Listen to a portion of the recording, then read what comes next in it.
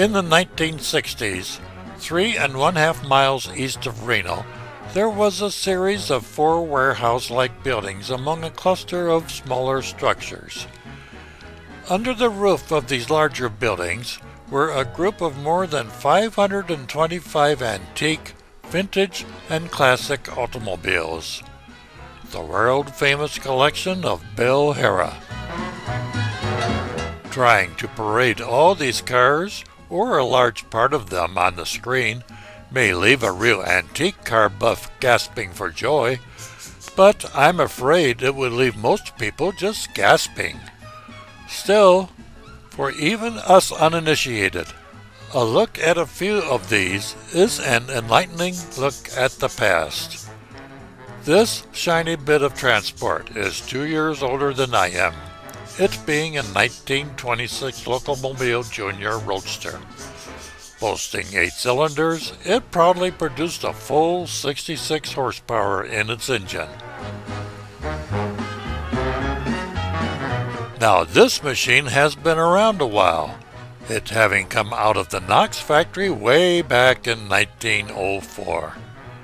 Of the air-cooled variety, waterless variety, here is one of those old birds you just can't kill off, for its 2-cylinder 20 horsepower engine shoved it into a good showing in the 1962 London Brighton Antique Car Run.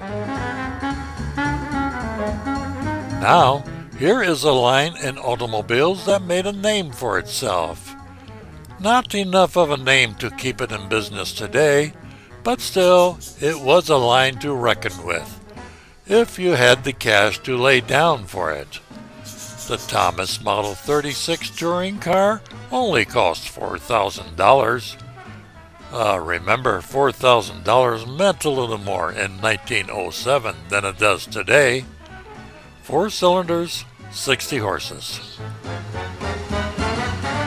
Of course, even in those days, there were those who wouldn't lower themselves to a paltry $4,000.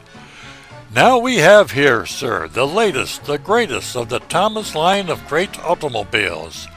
For only $6,000, you can drive away in this Thomas Model K6-75 Flyabout.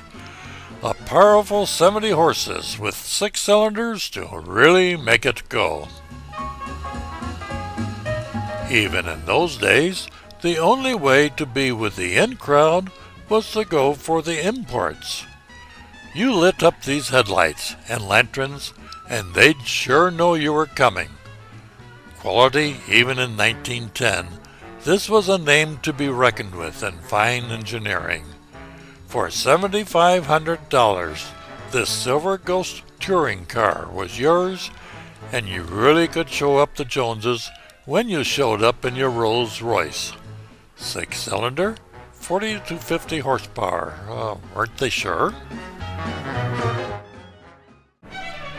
Old Farmer Brown on the left here wasn't forgotten. The year was 1912. And here he comes into town in a roar of dust and fresh produce in his International Model MW Auto Wagon. Just think, for only $950, he saves the cost of tending and feeding 14 horses. Assuming he would drive 14 horses ahead of his wagon to start with.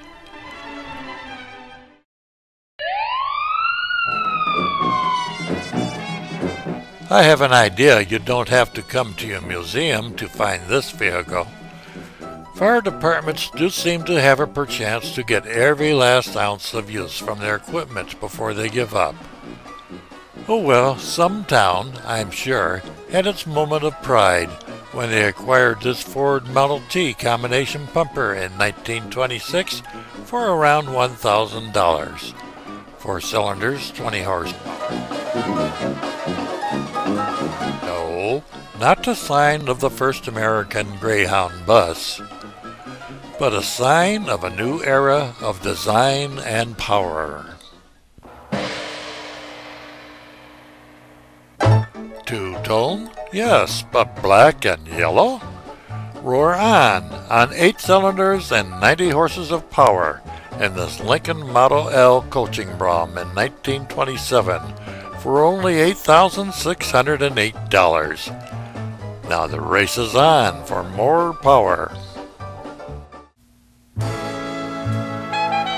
There weren't many made. It was no quick assembly line operation, but there is no question mark behind the name of this manufacturer. Duesenberg was the darling of the rich and famous who knew their cars. This one, a Model J convertible, turned out in 1930 for approximately $13,500, was once the proud possession of 30s movie star Tyrone Power. Whether a 1935 Roadster, a 1904 Knox, or a 1921 Holmes sedan shown here, Harrah's antique car collection was a conglomeration of just about any model of auto built from any period of auto history. But as large a collection as it was, Bill Harrah didn't have an exclusive on old and restored automobiles.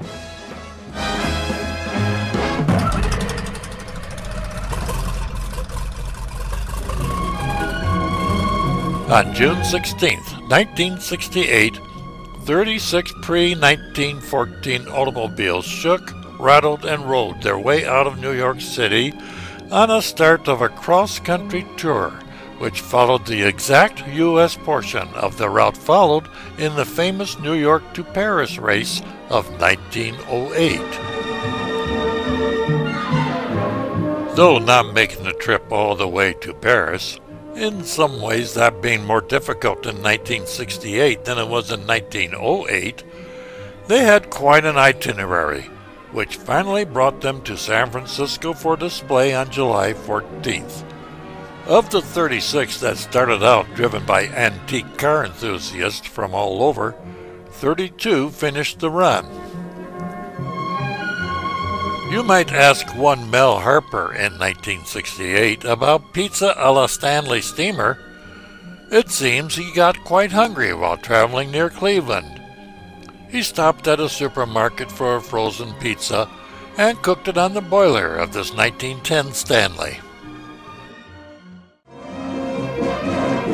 This Thomas Flyer, owned by Bill Harrah, is on its 60th anniversary visit to San Francisco. In 1908, this car pulled into the city by the Golden Gate 11 days ahead of its nearest rival in what was to become the most famous auto race in history, the New York to Paris run, a total of 22,000 miles, 13,341 overland.